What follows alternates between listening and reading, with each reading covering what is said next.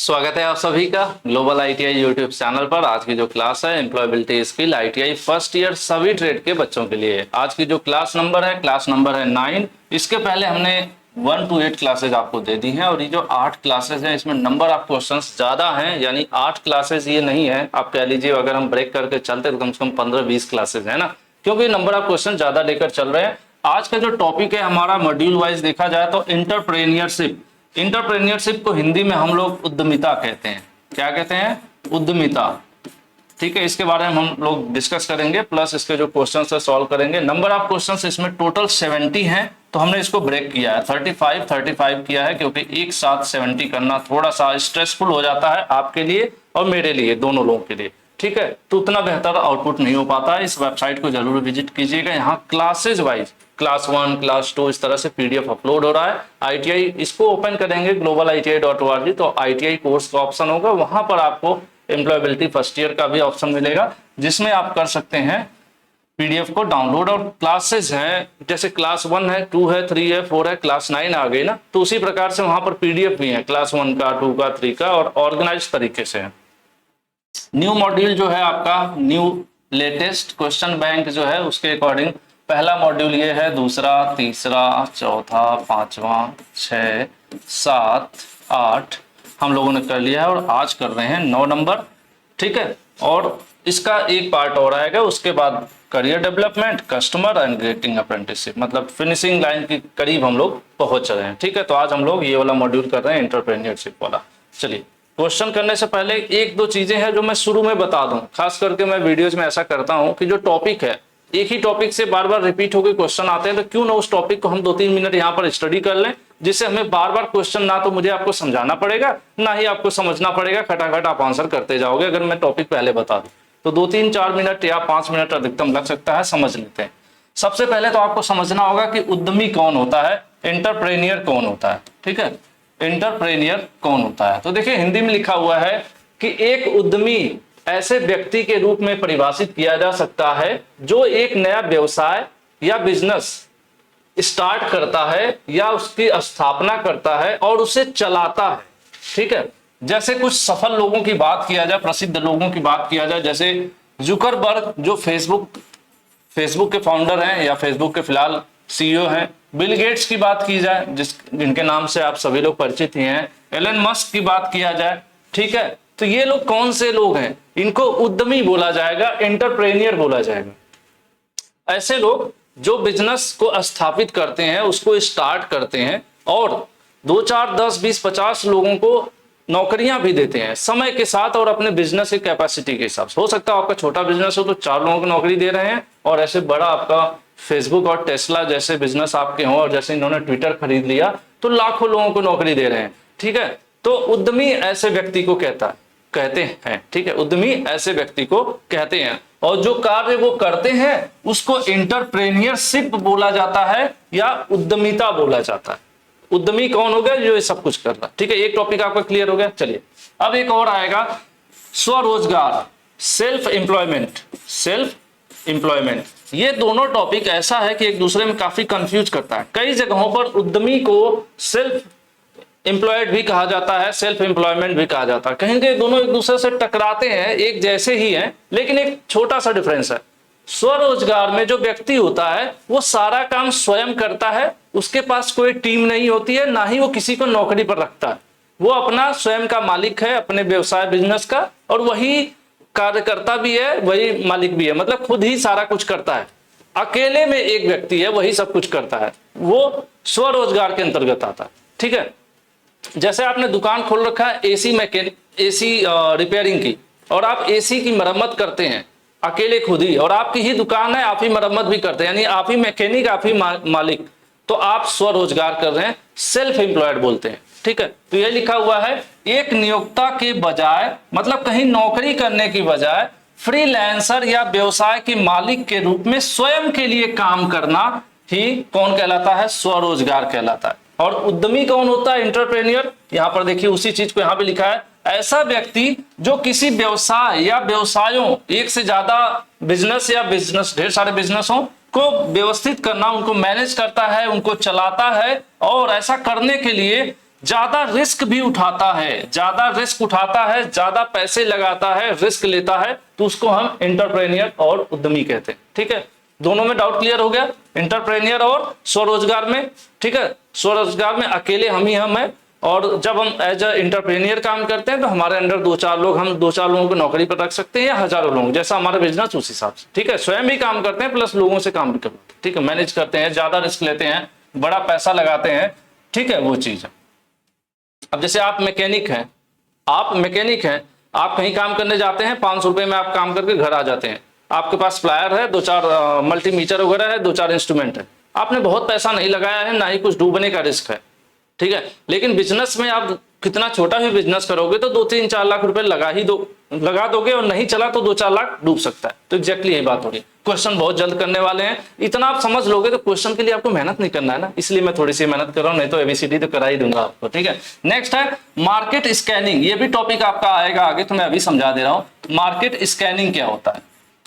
ठीक है, market scan या स्कैनिंग। ठीक है, मार्केट स्कैन, ग्राहक, देखिए मार्केट स्कैन मतलब अगर ऐसे समझा जाए तो अपने आसपास की मार्केट या देश दुनिया में किस चीज की जरूरत है। अगर हम कोई बिजनेस स्टार्ट करने जा रहे हैं तो हमें क्या करना होगा, अपने अगल बगल की, अपने लोकेलिटी की मार्केट को स्कैन करना होगा कि कौन सा प्रोडक्ट मैं लाऊं, कौन सा बिजनेस मैं शुरू करूं, किस बिजनेस की ग्राहकों के बीच जरूरत है, कौन सा बिजनेस आगे भी चलने वाला है, किसकी मांग है भविष्य में, कौन डूब रहा है। तो ये सब चीजें समझना ही मार्केट स्कैन कहलाता है। देखिए यहां लिखा है ग्राहकों की जरूरतों को पहचान करना और अपने कंपटीटर का भी ध्यान रखना कि उसमें कहां कहां कंपटीशन है, और टेक्नोलॉजी बदल रही है इसका भी ध्यान रखना। ऐसा कोई बिजनेस ना शुरू कर देना जो अब ऐसा करो कि आप टाइपिंग की दुकान शुरू कर दो और क्या बेचना शुरू कर दो, टाइपराइटर बेचना शुरू कर दो, तो कोई खरीदेगा? क्योंकि अब तो प्रिंटर और कंप्यूटर का जमाना आ गया ना। तो यही चीजें, ग्राहक की जरूरत को देखना, कंपटीशन का ध्यान रखना, जिस बिजनेस में कितना कंपटीशन है वहां, टेक्नोलॉजी की बात देखना कि टेक्नोलॉजी का परिवर्तन हो रहा है तो उसके हिसाब से पहचान करना। यही सब चीजें जो है सक्रिय रूप से इन सब चीजों को स्टडी करना, और नए बाजार में और क्या क्या अवसर हैं, मतलब किस फील्ड में अभी मौका है काम करने का, हम उस फील्ड में आए तो ज्यादा हमारा बिजनेस चल सकता है। तो यही सब सोचना समझना क्या कहलाता है, मार्केट स्कैन कहलाता है। और व्यवधान क्या क्या आने वाला है, यानी कौन कौन सी दिक्कतें आने वाली है, या मार्केट में कौन सी दिक्कतें आ सकती हैं बिजनेस स्टार्ट करते समय, सब कुछ समझना, वही सब मार्केट स्कैन कहलाता है। चलिए अब क्वेश्चन करते हैं, जो छूटा है वो हम क्वेश्चन में कवर कर लेंगे। मॉड्यूल एंटरप्रेन्योरशिप पार्ट 1, क्योंकि 35 क्वेश्चन आज कवर करेंगे, आगे 36 to 70 हम लोग नेक्स्ट पार्ट में कर लेंगे। चलिए, व्हाट इज एंटरप्रेन्योरशिप, उद्यमिता क्या है। अभी मैंने आपको बताया था कि अपना खुद का बिजनेस चलाना, अपना खुद का बिजनेस चलाना ही कहलाता है उद्यमिता। ठीक है, अब हम ज्यादा समय नहीं लेंगे क्योंकि मैं आपको समझा दिया। इंटरप्रेन्योरशिप क्या होती है, इंटरप्रेन्योरशिप होता है रनिंग योर ओन बिजनेस, अपना खुद का व्यवसाय चलाना ही उद्यमिता या इंटरप्रेन्योरशिप कहलाता है। नेक्स्ट क्वेश्चन कह रहा है what are the duties of an entrepreneur, अगर आप अपना खुद का बिजनेस चला रहे हैं तो आपकी क्या क्या जिम्मेदारियां हैं। टॉकिंग टू कस्टमर, अपने कस्टमर से बात करना, मैनेजिंग फाइनेंस एंड बजट, पैसों का प्रबंधन करना, उनको मैनेज करना, अपने बिजनेस को मैनेज करना, यानी ये सारा काम किसका है, ये सब काम करना पड़ता है एक बिजनेसमैन को, एक उद्यमी को, या एक एंटरप्रेन्योर को। तो फिर यहां से क्या हो जाएगा, आपका आंसर डी सही हो जाएगा। चलिए आगे बढ़ते हैं, क्योंकि हमने ऑलरेडी आपको सब बता दिया है। N entrepreneurship run a business mainly, एक जो उद्यमी होता है मुख्य रूप से बिजनेस चलाता है। कैसा बिजनेस चलाता है, क्यों बिजनेस चलाता है, सिंपल सी बात है कि एक उद्यमी, एंटरप्रेन्योर मतलब एक व्यवसायी कह लीजिए, एक उद्यमी जो है वो बिजनेस क्यों चलाता है, सिंपल सी बात है, बिजनेस किया ही जाता है प्रॉफिट कमाने के लिए। और कोई कहानी अगर कोई कह रहा है तो सिर्फ घुमा रहा है, बिजनेस किया ही जाता है प्रॉफिट कमाने के लिए। ठीक है, 3 नंबर का आंसर डी सही हो जाएगा।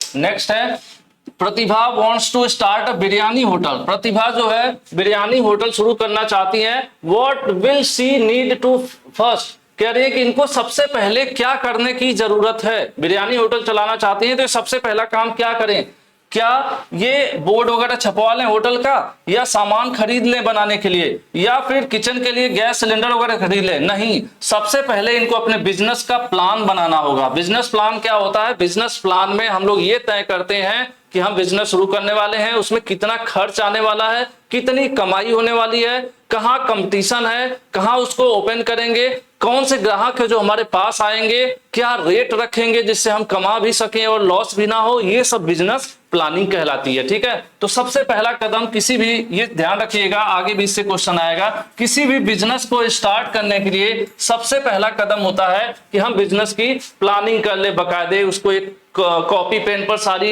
एक हिस्ट्री बना ले, लिख लें क्या खर्च आना है, कितनी कमाई होनी है, कैसे कैसे चलेगा, कौन से ग्राहक आएंगे। मतलब एक आपको कॉपी पर पूरा प्लान तैयार करना पड़ेगा। घर बनाने से पहले आप एक नक्शा तैयार करते हैं ना, मैप, उसी प्रकार से बिजनेस को भी शुरू करने से पहले एक रोड मैप या बिजनेस प्लान तैयार किया जाता है। ठीक है, 4 का ए नंबर हो जाएगा सबसे सही। 5 नंबर कह रहा है Shaheen wants good cook to work in her hotel. Shaheen के पास होटल है, वो चाहती है कि मेरे यहाँ बढ़िया कुक आ जाए नौकरी करने के लिए, उनको नौकरी पे रखना चाहती है। What the proper way to hire them. नौकरी पर किसी को रखने के लिए सबसे सही तरीका क्या है? बाय रीचिंग अदर, दूसरे होटल स्टाफ से बोल दें कि भाई कोई कुक ले आओ, या अपने रिश्तेदारों से कहें कि आपकी जानकारी में कोई कुक है? नहीं, सबसे बेस्ट तरीका है कि उसका वो नौकरी का एडवर्टीजमेंट निकालें, उसको ऑनलाइन निकालें, ऑफलाइन निकालें, मतलब एक विज्ञप्ति निकालें जिसमें वो लिखें कि मुझे कुक चाहिए, उसकी इतनी मैं सैलरी दूंगी और उसके पास इतना एक्सपीरियंस होना चाहिए। ये सारी चीजें उनको लिखना होगा। तो सबसे सही तरीका क्या है कि वो एक विज्ञापन निकालें, उसका ऐड करें कि मुझे चाहिए, क्या आवश्यकता है। जैसे आपने देखा होगा जगह जगह बैनर पोस्टर चिपका रहता है कि आवश्यकता है ड्राइवर की 12,000 रुपए, रहना खाना फ्री। तो उस तरह का इनको विज्ञापन नौकरी के लिए निकालना पड़ेगा। ठीक है, अगर इनको क्या चाहिए, खाना बनाने वाला। नेक्स्ट है what is the most important skill needed for a successful entrepreneur. एक उद्यमी के लिए सबसे महत्वपूर्ण कौशल क्या है? एक उद्यमी के लिए सबसे महत्वपूर्ण कौशल क्या है? देखिए, पैसा तो वो कमा ही लेगा अगर उसका बिजनेस अच्छा चलेगा, समाज सेवा कर लेगा अगर वो पैसे कमाएगा, तो सिंपल सी बात है, जब खुद पैसा कमाएगा तो दूसरों की समाज सेवा भी कर सकता है, मार्केट भी वो बढ़ाएगा अगर उसका बिजनेस चल जाए तो। लेकिन सबसे महत्वपूर्ण क्या है जो एक उद्यमी के अंदर होना चाहिए, वो है माइंड सेट। उसका जो विचारधारा है, उसकी मानसिकता है, वो ये होनी चाहिए कि नहीं मैं बिजनेस ही करूंगा, मैं बिजनेसमैन की तरफ वर्क करूंगा। ऐसा नहीं कि दिमाग में चल रहा है कि मैं नौकरी करूंगा, फिर कोई जबरदस्ती आपसे बिजनेस करवा रहा है तो बिजनेस फेल हो जाएगा। किसी भी बिजनेस को करने के लिए आपको स्वयं को उस बिजनेस को करने के लिए पहले से ही तैयार करना पड़ेगा। कैसे? मानसिक रूप से। तो ये जरूरी है। अगर आपका माइंड सेट है कि नहीं मैं बिजनेस ही करूंगा, तभी आप सफल हो सकते हो। जबरदस्ती कोई बिजनेस पे बैठा देगा तो नहीं सफल होगे। तो यही पूछ रहा है कि सबसे जरूरी स्किल क्या है मतलब उद्यमी को यानी एंटरप्रेन्योर को सक्सेस होने के लिए, कि सबसे पहले तो उसका माइंड जो है वो सेट हो। माइंड सेट यानी उसका जो मानसिकता है वो सेट रहे कि नहीं मैं बिजनेस ही करूंगा। ठीक है, तो आपका 6 नंबर का सी सही हो जाएगा। नेक्स्ट क्वेश्चन देखते हैं। Entrepreneur can help the society. अगर एंटरप्रेन्योर है, वो एक बिजनेसमैन है, तो वो समाज की किस प्रकार से मदद कर सकता है? क्या नई अपॉर्चुनिटी, नया प्रोडक्ट लाके, लोगों की एक टीम साथ काम करके? नहीं, वो क्या करेगा, नई नौकरियां समाज में पैदा करेगा। सिंपल सी बात है, अगर कोई एक बिजनेस शुरू करेगा तो उसको लोगों को जरूरत पड़ेगी। जब लोगों की जरूरत पड़ेगी तो अपने ही समाज, सोसाइटी या अपने, सही है ना सर? ठीक है, थोड़ा सा कुछ कंजेशन था जिसकी वजह से यहाँ पर मैं वीडियो को रोक रहा हूँ। आगे मैं थोड़ी देर में कंटिन्यू करूंगा। यहाँ पर जो आपका आंसर है डी सही होगा। इसलिए डी सही होगा क्योंकि कोई भी एक बिजनेस शुरू करेगा तो सिंपल सी बात है, अपने अगल बगल, अपने देश में, अपने गांव में जहां भी होगा तो कुछ लोगों को नौकरी देगा। तो नौकरी देगा तभी तो क्या होगा, अपने समाज की मदद इसी रूप में हो सकती है ना, कि लोगों को जरूरत है नौकरी की, तो हम वहां पर नौकरी दे पाएंगे अगर हम एक बिजनेस चलाएंगे तब। ठीक है सर, रोक दीजिएगा जरा। क्वेश्चन नंबर 7 आपका हो गया था। हम लोग क्वेश्चन नंबर 8 की तरफ चलते हैं। थोड़ा सा मैंने एक शॉर्ट ब्रेक लिया था, कुछ अर्जेंट आ गया था। Qualities of a strong entrepreneur. Entrepreneur हम लोगों ने जाना था कि जो बिजनेस करने वाला है, जो व्यवसायी है, वो एंटरप्रेन्योर कहलाता है। तो यहाँ पर कह रहे हैं कि उसका एक गुण कौन सा है या कौन से गुण होने चाहिए। यहाँ पे आर लगा है ना, एक से ज्यादा गुण की बात हो रही है, क्वालिटीज की बात हो रही है। क्या होना चाहिए एक बिजनेस करने वाले व्यक्ति के अंदर लर्निंग फ्रॉम फेल्योर्स, अगर वो कोई काम ऐसा कर रहा है जिसमें उसको फेल्योर मिल रही है तो ऐसे उसको घबराना नहीं है, उसको एक सीख के रूप में लेना है, ठीक है। उसके बाद दूसरा, कस्टमर के साथ रिलेशन बनाना, अच्छा व्यवहार बनाना, कड़ी मेहनत करना, ये तीनों चीजें जो है जरूरी है। और जब भी तीनों का होता है ऐसे में हम लोग डी वाला ऑप्शन सेलेक्ट करते हैं, ऑल ऑफ द एबव, कि एक अच्छे एंटरप्रेन्योर के लिए क्या क्वालिटीज है, ये सब होना चाहिए उसके अंदर। क्या होना चाहिए भाई? फेलियर से डरना नहीं है उसको, उससे सीखना है, उससे सीख लेनी है और दोबारा उसी एनर्जी के साथ काम करना है, अपने ग्राहकों के साथ रिलेशन मेंटेन करना है और हार्ड वर्क करना है। चलिए आगे चलते हैं। नेक्स्ट है, Puja started a food court which gave good profit with many customer. 1 year later, her customer reduced. What should Pooja do to solve this problem? पूजा ने पहले खाने का व्यवसाय शुरू किया, एक छोटा रेस्टोरेंट, फूड कोर्ट यही होता है, ठीक है। उसके बाद उससे उनको अच्छा प्रॉफिट भी मिला, बहुत सारे कस्टमर भी आए, लेकिन 1 साल बाद ऐसा क्या हुआ कि इनके कस्टमर घट गए, रिड्यूस लिखा हुआ है। तो ऐसे में पूजा को क्या करना चाहिए? शुरू में फूड कोर्ट उन्होंने शुरू किया, समझ लीजिए छोटा रेस्टोरेंट शुरू किया इन्होंने, और उससे अच्छा प्रॉफिट भी मिला और बहुत सारे कस्टमर बने, और 1 साल बाद ऐसा हुआ कि उनके कस्टमर की संख्या भी घटने लगी, और साथ ही अब ऐसे में पूजा को क्या करना चाहिए? कस्टमर घटेंगे, प्रॉफिट घटेगा, सिंपल सी बात है। तो ऐसे में पूजा को क्या करना चाहिए प्रॉब्लम सॉल्व करने के लिए? खाना अपना या अपने कुकिंग का स्टाइल बदल देना चाहिए? नहीं, क्योंकि उसी स्टाइल की वजह से तो लोग आ रहे थे। उसके बाद बात करते हैं, फूड कोर्ट बंद कर देना चाहिए? नहीं। बिजनेस बदल देना चाहिए? नहीं, क्योंकि वो उसी में एक्सपर्ट है, खाने बनाने और खाने के बिजनेस में, तो अब बदलेंगे तो क्या फायदा।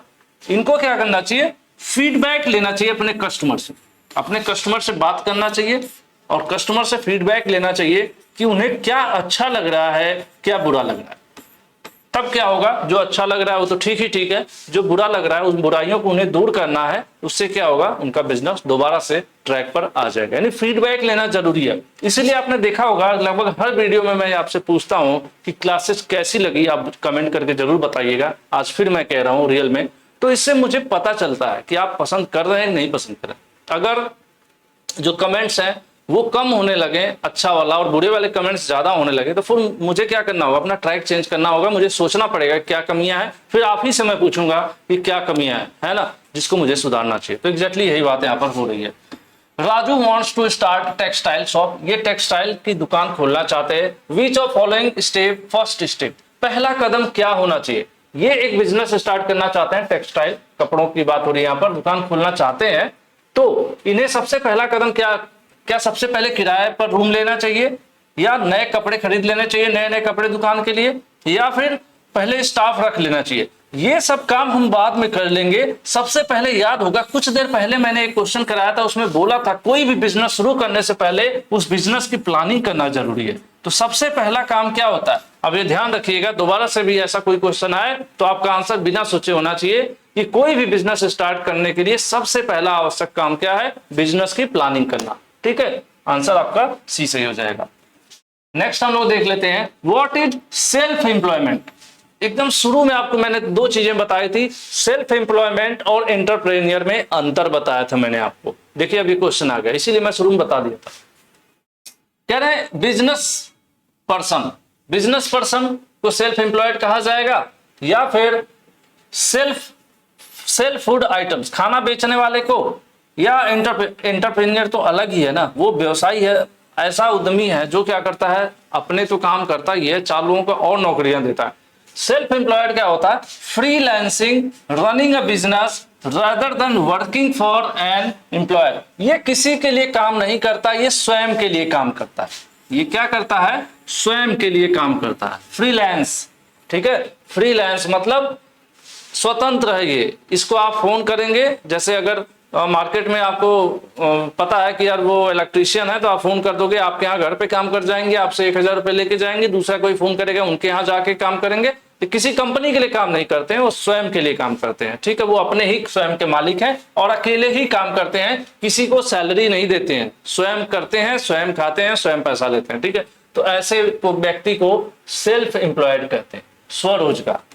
आपका अपना काम है, आप अपने मालिक हैं और आप ही अपना काम भी करते हैं, ठीक है। तो यहां पर आंसर आपका क्या हो जाएगा? बी वाला सही हो जाएगा। नेक्स्ट है a person who hires other people for their business. कह रहे हैं वह व्यक्ति जो दूसरों को नौकरी देता है, अपने काम पर रखता है अपने बिजनेस के लिए, उसको क्या कहते हैं? उसको हम लोग कहते हैं एंटरप्रेन्योर। कुछ देर पहले हम लोगों ने पढ़ा था। देखिए यहीं पर कॉन्सेप्ट आगे ना, स्वरोजगार। सेल्फ एम्प्लॉयड कौन होगा? जो अकेले खुद ही काम करता है, उसके बदले पैसा लेता है, किसी कंपनी के लिए, दूसरे के लिए, मतलब किसी कंपनी में नौकरी नहीं करता, कोई सैलरी नहीं लेता, अपने काम के बदले पैसा लेता है। ठीक है। और एंटरप्रेन्योर कौन हो गया? जो कोई नया बिजनेस शुरू करता है, उस पे लोगों को रखता है, सैलरी भी देता है, उसको एंटरप्रेन्योर कहते हैं। तो ये दोनों में डिफरेंस है और दोनों से रिलेटेड यहाँ पर क्वेश्चन भी आपके आ गए, तो इसलिए मैंने शुरू में ही एक्सप्लेन कर दिया था इसको। ठीक है, चलिए नेक्स्ट देख लेते हैं हम लोग। नेक्स्ट क्वेश्चन कह रहा है what are the qualities of an entrepreneur that a self employed person also need to have. कह रहे हैं कि एंटरप्रेन्योर के अंदर वो कौन सा गुण होता है जो स्वरोजगार करने वाले व्यक्ति के अंदर भी होना चाहिए? क्रिएटिव थिंकिंग, कोई हम काम कर रहे हैं तो उसके बारे में क्रिएटिविटी सोचना। जैसे आपने देखा होगा यूट्यूब पर लोग अक्सर क्या लाते हैं, जैसे आपने सुना होगा फूल पत्ती वाली क्लास, सफलता बैच, या इस प्रकार से जो नाम दिया जाता है वो क्या है?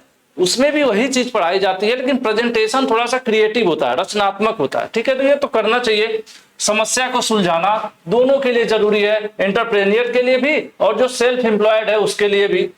कस्टमर सर्विस, दोनों लोगों को, अपने ग्राहकों को संतुष्ट करना जरूरी है। इसलिए यहाँ पर फिर से आंसर क्या हो जाएगा? आंसर डी हो जाएगा, क्योंकि ऊपर के सभी ऑप्शन सही हैं। या तो बिजनेस करने वाला व्यक्ति हो एंटरप्रेन्योर, या फिर स्वरोजगार करने वाला हो। दोनों की क्रिएटिव सोच होनी चाहिए, दोनों को प्रॉब्लम सॉल्व करने आना चाहिए और दोनों को ग्राहक सर्विस देना भी आना चाहिए। ठीक है, तो यहाँ पर आंसर डी सही है। नेक्स्ट हम लोग देख लेते हैं। Vidya is single handedly selling homemade pickles for neighbours. Who is Vidya? Vidya अचार बनाती है, अपने आस पड़ोस में बेचती है, और सिंगल हैंडेडली लिखा हुआ है ना कि स्वयं ही अपने ही बनाती हैं, अपने ही बेचती हैं। तो विद्या को आप क्या कहेंगे? विद्या हो गई सेल्फ एम्प्लॉयड। विद्या क्या हो गई? विद्या सेल्फ एम्प्लॉयड हो गई, क्योंकि ये किसी को नौकरी पर नहीं रखी है अचार बेचने के लिए या बनाने के लिए, खुद ही बना रही है, खुद ही बेच रही हैं, तो क्या कहलाएंगे? सेल्फ एम्प्लॉयड कहलाएंगी, है ना। 14 नंबर क्वेश्चन का भी सही। नेक्स्ट है Pawan provide AC repair service at fixed fees. Pawan जो है एसी मैकेनिक है, वो एसी रिपेयर करते हैं और उसके बदले फिक्स चार्ज लेते हैं। मान लेते हैं रिपेयरिंग फीस 1000 रुपए लेते हैं। He had a contract with local AC store.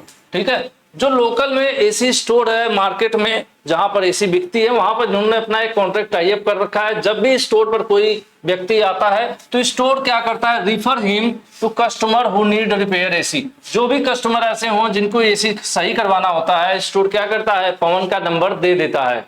ठीक है, पवन का नंबर दे देता है, और पवन को कोई सैलरी नहीं देता है, ना ही पवन से कुछ लेता है। बस रेफरेंस के लिए एक तरह से सेटिंग है इन लोगों की कि भाई आपकी एसी बिक रही है और एसी में कोई प्रॉब्लम है तो मैं उसको सही कर दूंगा। तो ऐसे में पवन क्या होंगे?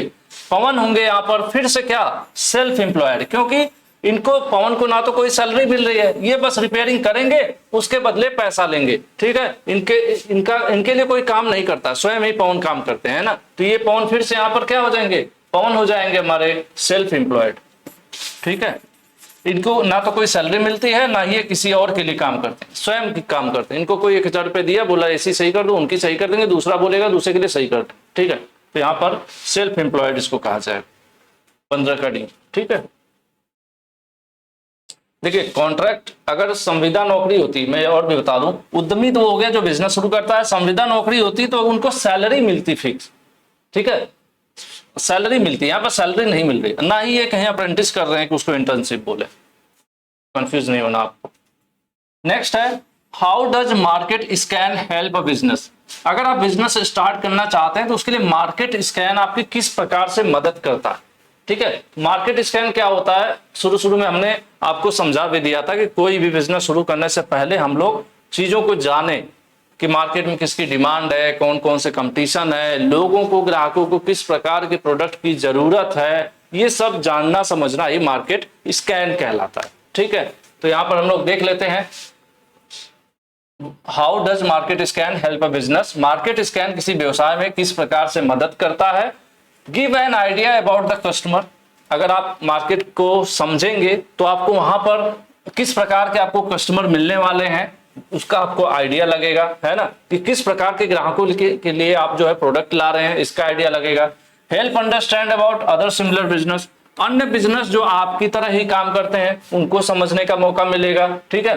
Help to make the business plan, business plan बनाने में भी आपकी मदद मिलेगी, क्योंकि आप पता करेंगे ना कि सेम बिजनेस जो है जिस बारे में मैं सोच रहा हूं वही बिजनेस पहले से भी चल रहे हैं, तो कितने पैसे पर तो वो कितने पैसे कमा रहे हैं और अपनी सर्विस कितने रुपए में दे रहे हैं, मैं कंपटीशन में उतरूंगा तो मैं कितना कम से कम में उतर सकूं जिससे मैं भी वहां सर्वाइव कर सकूं। तो ये सब करने में मदद मिलेगी मार्केट स्कैन से। तो ऐसे में हमारा आंसर कौन सा सही हो जाएगा? डी सही हो जाएगा। मार्केट स्कैन तीनों रूप में मदद करेगा, अपने ग्राहकों को समझने में भी, उसके अलावा जो अन्य बिजनेस चल रहे हैं जो आप सोच रहे हैं वही सब पहले से चल रहे हैं उनको समझने में, और बिजनेस प्लान बनाने में, तीनों तरह से मदद करेगा हमारा मार्केट स्कैन का जो प्रोसेस है। नेक्स्ट है market scan covers, market scan के अंतर्गत क्या क्या आता है, ठीक है। मार्केट स्कैन के अंतर्गत क्या क्या आता है? Understanding the business market, business market का यहाँ पर कोई मतलब नहीं है समझना, कस्टमर से संपर्क बनाने का भी इसमें कोई मतलब नहीं है। ये तो बात की बात है जब आप बिजनेस शुरू कर देते हो, और बिजनेस शुरू करने के बाद मार्केट स्कैन नहीं होता, मार्केट स्कैन पहले होता है। बाजार की रिसर्च एक तरह से उससे रिलेटेड है, लेकिन यहाँ पर फर्क नहीं पड़ता। यहाँ पर होगा एनालाइज कस्टमर नीड्स, जो कस्टमर्स हैं उनको क्या जरूरत है, एंड एंटिसिपेट ये कॉम्पिटिटिव एक्शंस। आपको ये ध्यान रखना है कि आप जो बिजनेस जो प्रोडक्ट बनाने जा रहे हो उसके लिए कस्टमर हैं, कस्टमर्स को जरूरत है कि नहीं। आप जो प्रोडक्ट बना रहे हो पता चला ऐसा प्रोडक्ट बना रहे हो जो किसी को चाहिए ही नहीं, तो बिकेगा क्यों? तो यही मार्केट स्कैन आपकी मदद करता है कि आपको पता चल सके कि आप जो प्रोडक्ट बना रहे हो कस्टमर्स को उसकी जरूरत है कि नहीं, प्लस आप वो बना रहे हो तो दूसरे भी तो बना रहे होंगे, तो जो दूसरे कंपटीटर हैं वो कितने में बना रहे हैं, कैसे बना रहे हैं, कैसे बेच रहे हैं, कैसे ग्राहकों के साथ ट्रीट कर रहे हैं, ये सब चीजें आपको समझने बुझने में कौन मदद करता है? Market scan. तो यहां पर आपका आंसर ए सही हो जाएगा, ठीक है जी। 17 का आंसर ए सही हो जाएगा। नेक्स्ट है market scan can be conduct to find out, कह रहे पता लगाने के लिए मार्केट स्कैन कराया जाता है। क्या पता लगाने के लिए कराया जाता है? इंफॉर्मेशन ऑफ कस्टमर नीड्स, ग्राहकों की क्या जरूरत है, सही बात है। अभी हम लोगों ने इसके पहले जस्ट डिस्कस किया ना, यहां पर भी तो था कस्टमर नीड्स, तो सिंपल सी बात है। दीजिए, हम लोग मार्केट स्कैन इसलिए करते हैं जैसे हमें ग्राहकों को क्या चाहिए वो पता कर सके, ठीक है। आपको जैसे कई बार ऐसा हो सकता है कि आप ऐसे बेल्ट में रह रहे हो जहां 2-4-5 किलोमीटर के अंदर में एरिया में कोई बाइक रिपेयर की शॉप ना हो, और वैसे में आप बाइक रिपेयरिंग शॉप खोलते हो तो कहीं न कहीं चाहिए, जरूरत है ना, लोगों के पास बाइक है तो रिपेयरिंग भी चाहिए, आसपास है नहीं तो बहुत दूर जाना पड़ता है, तो ऐसे में आप प्रीफर कर सकते हैं। तो ये चीजें कैसे पता चलेगा? जब आप मार्केट में घूमोगे, पता करोगे, तभी पता चलेगा यार इस एरिया में सब दुकानें हैं लेकिन बाइक रिपेयरिंग की नहीं है। तो क्या कर रहे हैं आप? मार्केट स्कैनिंग से ही तो पता कर रहे हैं, वही चीज है।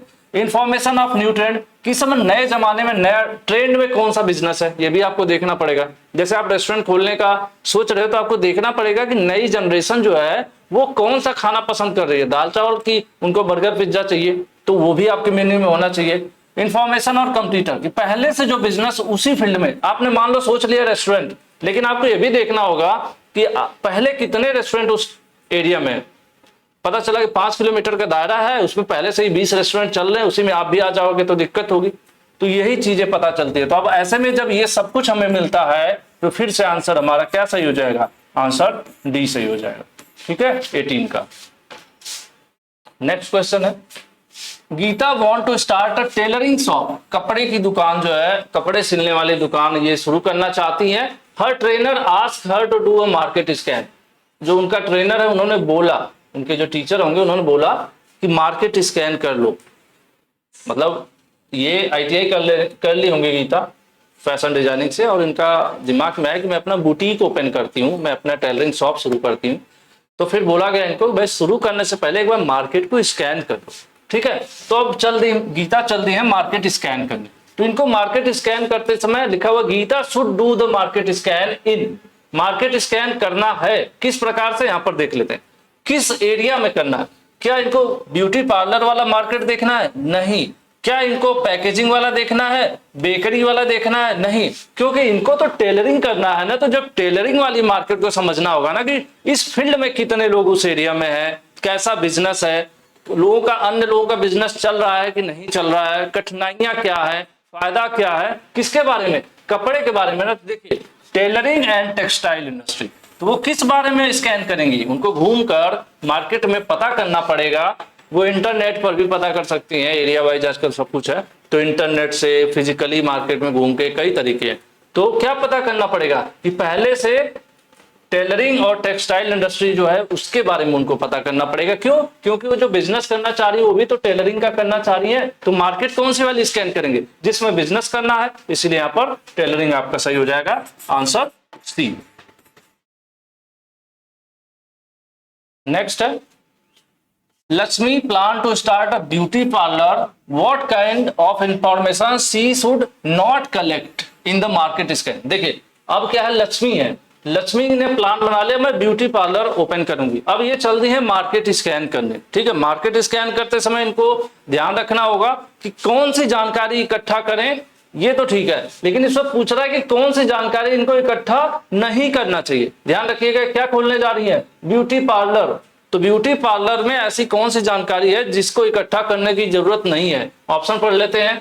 Information of cloth and shoes, देखिए पहला ही मिल गया आपको कि कपड़े और जूते की मार्केट की जानकारी पता करने की जरूरत नहीं है। क्यों नहीं है? क्योंकि ये तो ब्यूटी पार्लर खोलने जा रही है ना। तो यहां पर पहला ही आंसर आपका ए सही हो जाएगा कि क्या पता करने की जरूरत नहीं है, कपड़ा और जूता, इससे क्या लेना देना ब्यूटी पार्लर का। तो मार्केट स्कैनिंग के दौरान इस सब के बारे में पता करने की जरूरत नहीं है, ठीक है। बाकी ये पता कर सकते हैं कि किस प्रकार के ग्राहक उनके यहाँ आने वाले हैं, क्या रेंज होगी उनकी, उसके अलावा जो कॉस्ट होगा ब्यूटी पार्लर खोलने में, वो उसके जो मटेरियल होंगे कितने महंगे होंगे, सस्ते होंगे, उसके बारे में पता करना, किस लोकेशन में शॉप अच्छी चलेगी, रेंट क्या है वहां का, ये सब मार्केट स्कैन कर सकती हैं, क्योंकि ये सब उनके ब्यूटी पार्लर से रिलेट करता है। लेकिन जूता कपड़ा रिलेट नहीं करता, इसलिए इसको करने की जरूरत नहीं है। और क्वेश्चन भी यही पूछ रहा है कि क्या करने की जरूरत नहीं है, तो यही है, जूता कपड़े की इंफॉर्मेशन पता करने की जरूरत नहीं।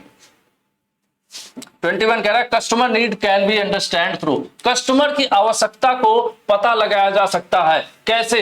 सामान बेचकर, उनकी फैमिली से, हमारी फैमिली से बात करके, या फिर ग्राहक सेवा करके? नहीं भाई, सर्वे कराइए, आप लोगों के बीच सर्वे कराइए कि आपको क्या चाहिए, क्या पसंद है, तो इससे हमें पता चल सकता है। जैसे ग्राहक को कंपनी, एक मोबाइल कंपनी है और मोबाइल बनाना चाहती है, तो ग्राहक को पता, ग्राहक से उसको सर्वे कर, मतलब ग्राहक के बीच अपने और टीम को ऑनलाइन फॉर्म, ऑफलाइन फॉर्म, लोगों से बातचीत करके पता करना पड़ेगा कि भाई मैं मोबाइल कंपनी है मेरी, ऐसा ऐसा है, आपको इसमें क्या कमी है, आप क्या चाहते हैं।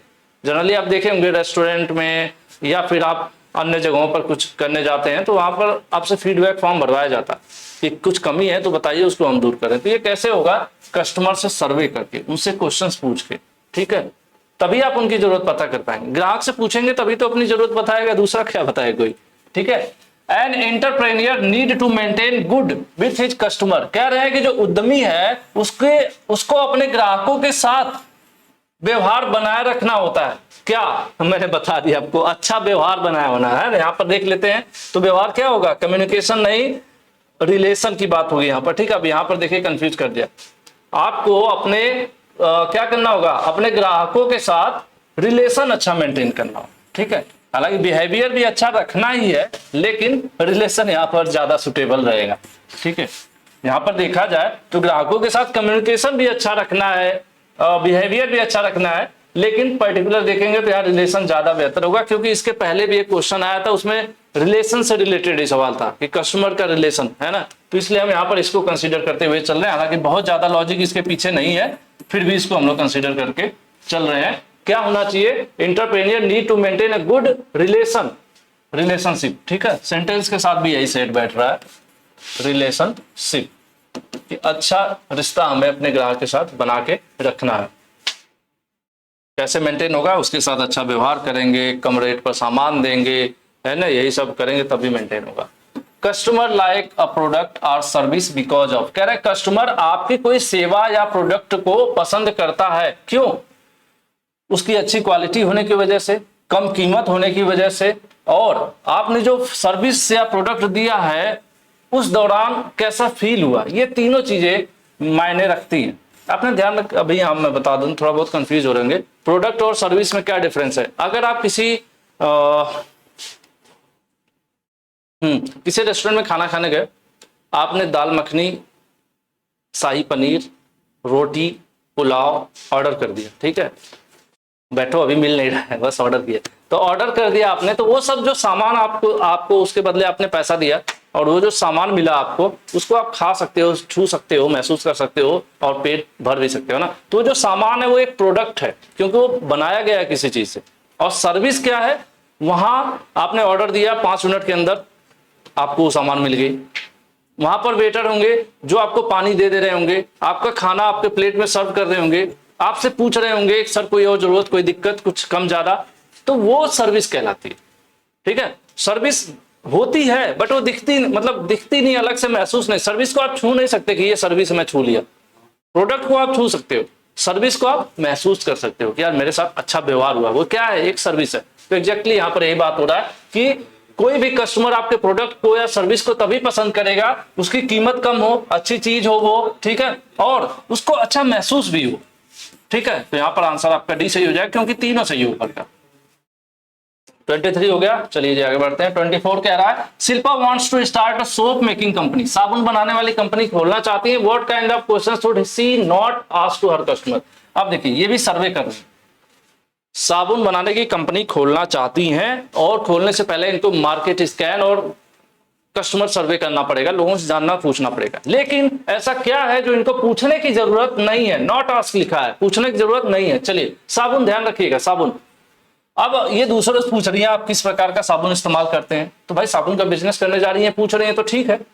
आप क्या करते हैं, आप कितने का साबुन खरीदते हैं, आप कितने पैसे जो है साबुन पर खर्च करते हैं, ये भी साबुन से रिलेट करता है, इसलिए ठीक है।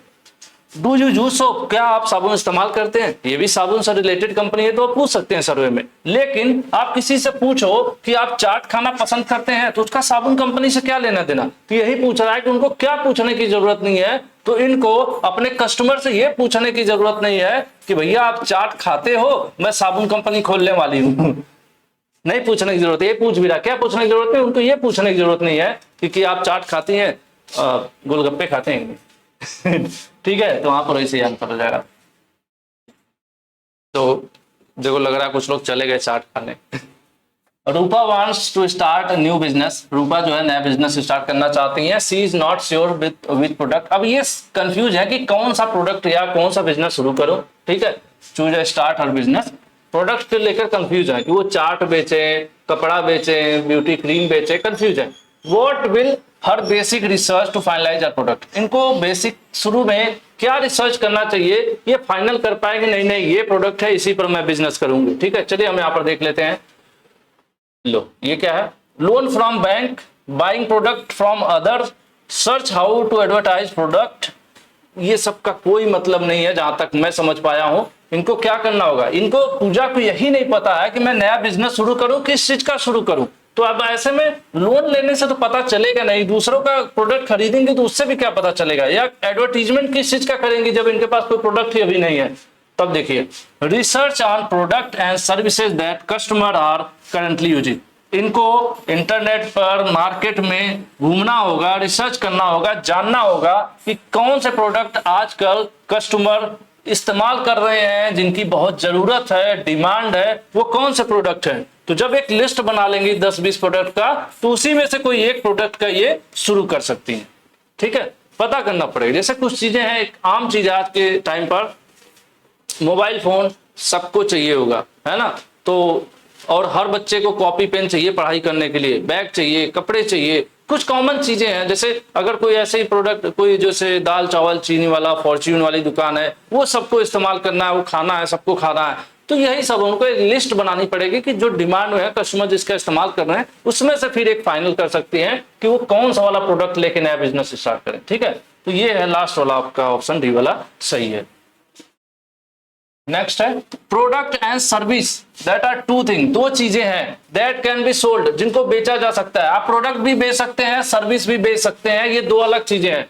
Product is what can be seen, product हम देख सकते हैं, टच कर सकते हैं, इस्तेमाल कर सकते हैं। सर्विस इज व्हाट, तो सर्विस क्या है, देखिए, अगर आपने मोबाइल फोन खरीदा, ठीक है, आपने मोबाइल फोन खरीदा, आप उसको इस्तेमाल करते हैं, टच करते हैं, जेब में रखते हैं, यहाँ डालते हैं, यहाँ डालते हैं ना, हर तरफ रखते हैं, इस्तेमाल भी करते हैं, ठीक है।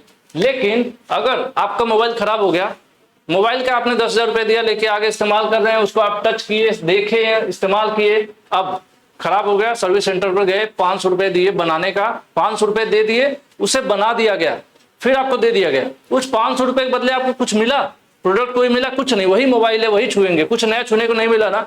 तो वो 500 रुपए कहाँ गए? वो 500 रुपए गए सर्विस के, सर्विस के, ठीक है, जो दिखती नहीं है। वही चीज यहां पर देख लेते हैं आंसर। सब्जी खरीदना सर्विस कहलाएगा? नहीं।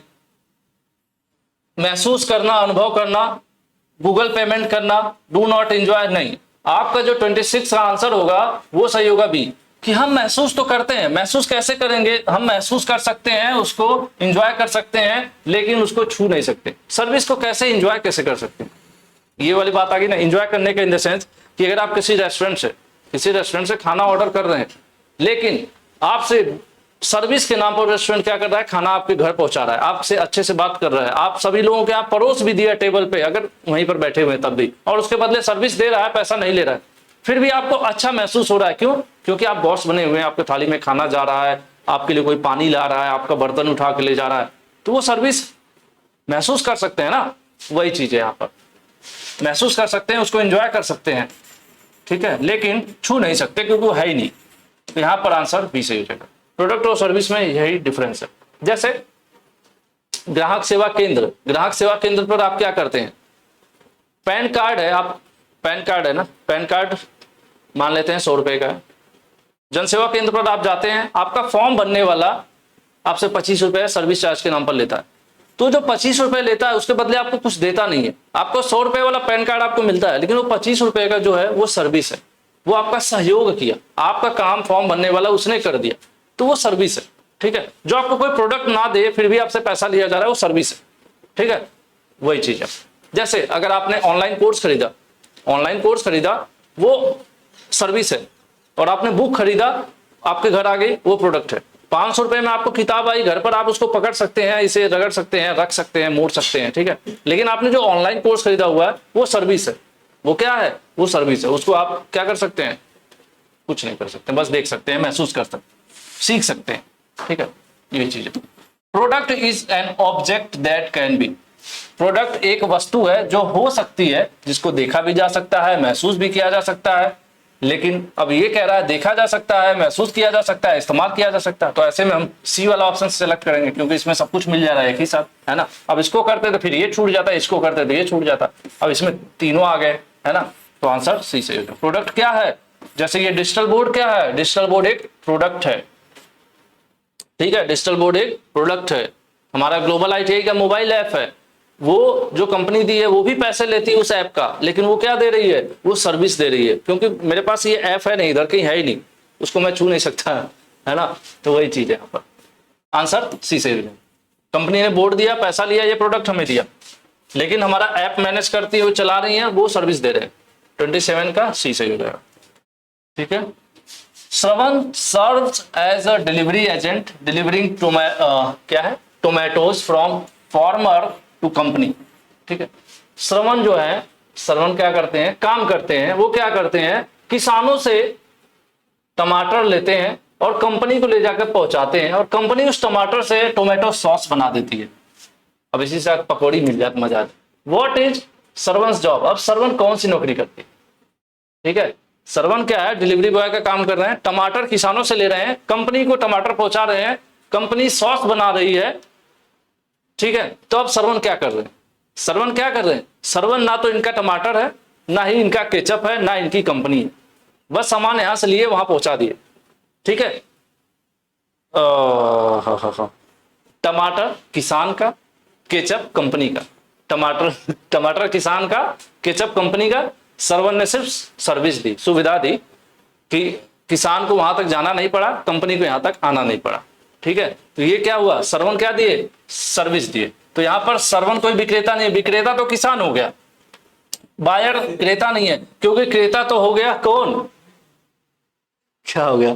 क्रेता जो है वो कंपनी होगी जो खरीद रही है, डिस्ट्रीब्यूटर तो उसको जो बेचेगा, सर्विस प्रोवाइडर हो गए कौन?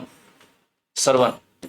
कहीं वो वाला डायलॉग तो नहीं याद आ गया था कि तेल उसका कपड़ा उसका जलेगी किसका पता नहीं। कमेंट करके बता देना भाई कौन सा वाला क्या है डायलॉग। आदि पुरुष।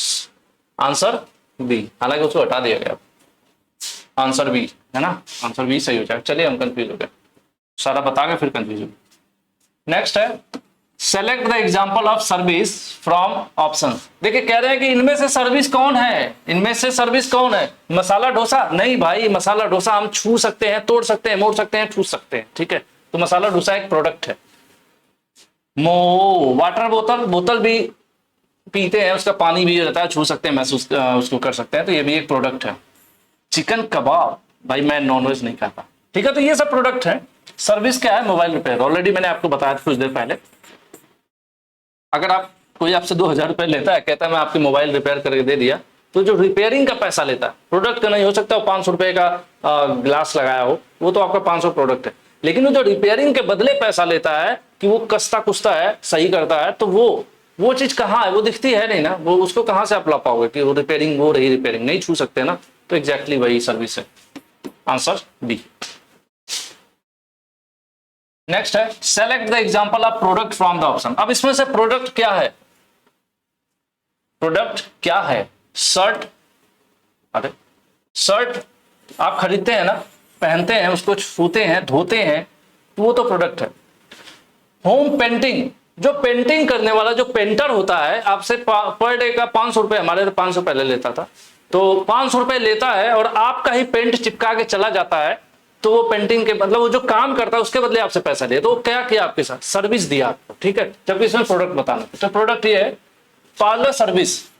लो जी, आपने 1000 रुपए दिया, वो आपको रगड़ रगड़ के गोरा बना दिया, ठीक है, गोरा बना दिया, लेकिन वो रगड़ने का पैसा लिया आपसे 1000 रुपए ना, तो वो एक सर्विस होगी। बाइक रिपेयर, बाइक आपकी ही है, ठीक है, उसमें हो सकता है कुछ प्रोडक्ट लगे जिसका आपने पैसा दिया। जैसे आपसे आप कंपनी में सर्विस कराने जाओ तो मोबिल ऑयल का पैसा ले लेते हैं, ग्रीस का पैसा ले लेते हैं, अन्य कोई पार्ट है उसका पैसा ले लेते हैं, उसके बाद नीचे लिख देते हैं सर्विस चार्ज 350 रुपए।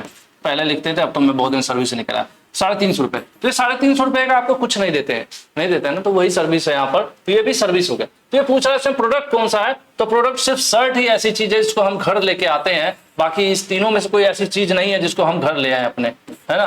तो आंसर डी सही हो जाएगा। अरे सॉरी यार, आज तो सुबह सही हैंग हो रहा है दिमाग। Answer C. चलो, business idea should, business idea होना चाहिए। कैसा होना चाहिए? जो मेरी जरूरत पूरा करे। नहीं भाई, तब तो हो चुका। अब आप कुछ लोगों का खाने का शौक हो और रोज मैगी का स्टॉल खोल ले और खुद बना के खाते रहे। मेरी जरूरत पूरा करने वाला बिजनेस नहीं होगा। बिजनेस वो होगा जो दूसरों की जरूरत को पूरा करे, तभी तो वो मुझे पैसा देकर मेरे सामान को खरीदेंगे। तो यही चीज यहां देख लेते हैं, ठीक है। यहां पर 31 हम लोग क्वेश्चन देखते हैं क्या है। अरे सेव द वर्ल्ड, दुनिया को बचाने वाला बिजनेस नहीं होता। बिजनेस क्या होता है? फुलफिल द नीड्स और सॉल्व द प्रॉब्लम। जो दूसरों की जरूरत को और उनकी समस्या को सुलझाता है, वही अच्छा बिजनेस कहलाता है, ठीक है जी। तो बिजनेस ऐसा होना चाहिए जो दूसरों की जरूरतों को पूरी करे और दूसरों के प्रॉब्लम को सॉल्व करे, वही बिजनेस अच्छा होगा, ठीक है। 31 का बी से। नेक्स्ट है a good business idea for young and new entrepreneurs should be sustainable. Sustainable मतलब टिकाऊ, सस्टेनेबल मतलब टिकाऊ होता है, ठीक है। तो एक नया व्यक्ति है, कोई यंग है, हम आप जैसा, जैसे मैं तो थोड़ा सा यंग से एजेड हो रहा हूँ, है ना, यंग से एजेड हो गया, यंग प्लस हूं मैं, और आप अभी यंग है, ठीक है। तो अगर कोई नया व्यक्ति है, वो बिजनेस शुरू करना चाहता है, एंटरप्रेन्योर बनना चाहता है, तो उसके लिए इसमें से मतलब सस्टेनेबल क्या है? It is easy to use, इस्तेमाल करना, इसका कोई मतलब नहीं यहाँ पर। इट हैज मेनी डिटेल, इसमें बहुत सारी जानकारी, उसका कोई मतलब नहीं है। इसमें कोई बजट हो नहीं। It has planned for present and future business growth. ऐसा बिजनेस होना चाहिए जिसमें आज पैसा कमाने की भी प्लानिंग हो और फ्यूचर में भी पैसा कमाने की प्लानिंग हो। मतलब ऐसा बिजनेस करें हम कि जिसमें ग्रोथ हो, कि धीरे धीरे धीरे धीरे धीरे धीरे वो बढ़ता रहे, आज भी बढ़े और कल भी बढ़े, आने वाले कल में भी। तो ऐसा बिजनेस ही टिकाऊ बिजनेस कहलाएगा, सस्टेनेबल। ठीक है, तो नए लोगों को ऐसा बिजनेस करना चाहिए। ठीक है, क्योंकि आपको लंबे समय तक, वैसा तो है नहीं कि आज 2-4 साल 5 साल बिजनेस कर लिए उसके बाद 6वें साल चले गए नौकरी करने, नहीं है भाई, ऐसे नहीं होगा। ठीक है, तो यही चीज है कि ऐसा आपको बिजनेस शुरू करना है जो वर्तमान और भविष्य के लिए के हिसाब से योजनाबद्ध हो, जिसकी पूरी प्लानिंग हो कि आज मैं इस तरह से शुरू कर रहा हूँ, आने वाले टाइम पे इसको मैं ऐसे एक्सपेंड करूंगा, बढ़ाऊंगा। पूरी प्लान, बिजनेस प्लान बनना जरूरी है। तो ये हो गया आपका 32 का डी, बनाना जरूरी है। ठीक है, कई बार आप जैसे होता नहीं कि कोल्ड ड्रिंक है, आपने शुरू कर दिया, चलो अच्छा मैं कोल्ड ड्रिंक का बिजनेस शुरू करता हूँ, अभी गर्मी था, इस महीने आपने एक झटके में 40-50 हजार कोल्ड ड्रिंक बेच दी, आप तो खुश हो गए यार, पहले ही महीने मजा आ गया। और अगले महीने बेच दिए, उसके बाद अगले महीने ठंडी आ गई, उसके बाद 4000 की कोल्ड ड्रिंक बिकी, फिर हालत खराब हो जाएगी। ठीक है, तो वही है, ऐसा नहीं होना चाहिए। बिजनेस आपको सोचना, अगर आप यंग हैं तो आपको लॉन्ग टर्म सोच के चलना हो। What do customer want from any product और सर्विस, कह रहे हैं कोई कस्टमर क्या चाहता है। अगर आप बिजनेस कर रहे हैं तो आप कोई सामान बेच रहे हैं, तो उस प्रोडक्ट या सर्विस से कस्टमर आपसे क्या चाहता है। वो चाहता है कि अच्छे प्राइस पर मतलब कम से कम दाम पर मिले, और कस्टमर को सेटिस्फैक्शन भी मिले, उसको इस्तेमाल करने में ये ना लगे कि यार मैं तो ठगा गया, और क्वालिटी भी अच्छी। ये सब कुछ चाहिए कस्टमर को। जब कस्टमर पैसे देता है तो उसको सब चाहिए, सब नहीं देंगे तो दूसरे के पास जाएगा। ठीक है, तो एग्जैक्टली यही चीज है यहाँ पर। सब आंसर डी सही हो जाएगा 33। नेक्स्ट है 34, लो इन्वेस्टमेंट बिजनेस प्लान मींस, कह रहे हैं कि छोटा निवेश वाला बिजनेस का क्या मतलब है। लो इन्वेस्टमेंट मतलब जिसमें कम पैसा लगाना पड़े, ऐसा व्यवसाय जिसको शुरू करने में कम पैसा लगाना पड़े, उसको लो इन्वेस्टमेंट बिजनेस कहते हैं। चलिए देख लेते हैं। प्लान न्यू आइडिया, इसका कोई मतलब नहीं। Plan need a small amount, plan should be simple. Start, जो तुरंत शुरू हो जाए, ऐसा भी नहीं जो सिंपल हो, नहीं ऐसा हो। The plan need a small amount to start business, ऐसा बिजनेस जिसको स्टार्ट करने के लिए कम पैसे की जरूरत हो, उसी को हम कहते हैं, क्या कहते हैं, लो इन्वेस्टमेंट बिजनेस। क्या कहते हैं, लो इन्वेस्टमेंट बिजनेस।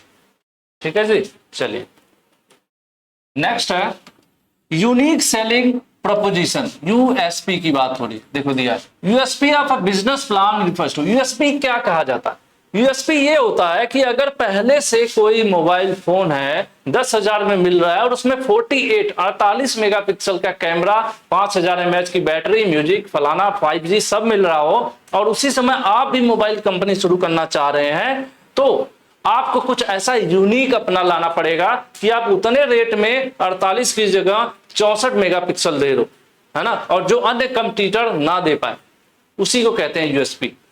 ठीक है, तो यहां पर उसी से रिलेट करके आप किसी व्यवसाय योजना का अद्वितीय विकल्प, कि मतलब आप इतना दे दो, उतने पैसे में कोई दूसरा दे ना पाए। समझ रहे हैं, जैसे बिडिंग होती है ना, बोली लगती है, जो टेंडर वगैरह होता है, तो जब टेंडर आता है तो 4-5 लोग बोली लगाते हैं। कोई कहता है कि मुझे 1 करोड़ में दे दो, कोई कहता है मुझे 1.5 में दे दो, कोई कहता है 2 में दे दो। तो सबसे कम बोली जिसकी होती है उसी को टेंडर मिलता है। तो वही यहाँ पर भी, एक बिजनेस शुरू करना है तो आपको मार्केट में आने के लिए क्या करना पड़ेगा, क्योंकि ऑलरेडी मार्केट में बिजनेस चल रहा है, तो आपको आना है तो सबसे कम रखना पड़ेगा आपको अपना यूएसपी, उसी को कहते हैं। और स्पेशल बजट फॉर बिजनेस, इसका यूएसपी का मतलब क्या है मैं यहाँ बताना। न्यू कस्टमर फॉर बिजनेस, और स्पेशल और डिफरेंट आइडिया फॉर बिजनेस, और ओल्ड बिजनेस इज अपडेटेड। देखिए, ओल्ड बिजनेस इज अपडेटेड, इसका यहाँ पर कोई मतलब नहीं है। नए कस्टमर का भी कोई मतलब नहीं है। स्पेशल बजट मतलब पैसे का यहाँ कोई लेना देना नहीं है। और स्पेशल और डिफरेंट आइडिया फॉर बिजनेस, ये जरूरी है कि हम कुछ ऐसा लेके आए जो दूसरे के पास ना हो। जैसे मैंने आपको एग्जांपल दिया था, कौन सा, मोबाइल फोन वाला दिया था, कि मैं 10,000 में 64 मेगापिक्सल दे दूं जो दूसरे न दे रहा, है ना। तो उसी को हम यूएसपी कहते हैं, कि ऐसा प्रस्ताव, ऐसा बिजनेस प्लान जो मैं दे रहा हूं अन्य ना दे पाए, दूसरे लोग ना कर पाए, तभी आप वहां पर सक्सेस होगे या दूसरों के अपेक्षा ज्यादा बेहतर कर पाओगे। उसी को हम कहते हैं यूएसपी। ठीक है जी, ये हो गया 35। इसके बाद के जो क्वेश्चन होंगे 36 to 70 हम लोग उसको नेक्स्ट वीडियो में करेंगे। और मुझे उम्मीद है कि आप लोगों को आज की भी वीडियो थोड़ी पसंद आई होगी। थोड़ी इसलिए मैं बोल रहा हूँ क्योंकि मुझे सही लग रहा है थोड़ी कुछ कमी रह गई। बाकी कहीं गलती से अगर मैंने बताया सही हो, नीचे गलत लिख दिया हो, क्योंकि ऐसी गलतियां हो सकता हो आज हुई हो, तो उसको आप लोग मैनेज कर लीजिएगा। बाकी कुछ ये है कि आप टेलीग्राम पर भी ज्वाइन कर सकते हैं ग्लोबल ITI को। ग्लोबल ITI मोबाइल ऐप भी डाउनलोड कर सकते हैं। फर्स्ट ईयर में आने वाले टाइम, सेकेंड ईयर में आपको काम आएगा। और वेबसाइट इसको रेगुलर विजिट कीजिए, यहाँ पर समय समय पर हम लोग कंटेंट अपडेट करते रहते हैं, है ना। तो आज के लिए इतना ही। पसंद आई हो तो लाइक, शेयर और क्या, अभिषेक सर बंद कर दीजिए। चलिए, तो आज के लिए इतना ही रखते हैं। धन्यवाद।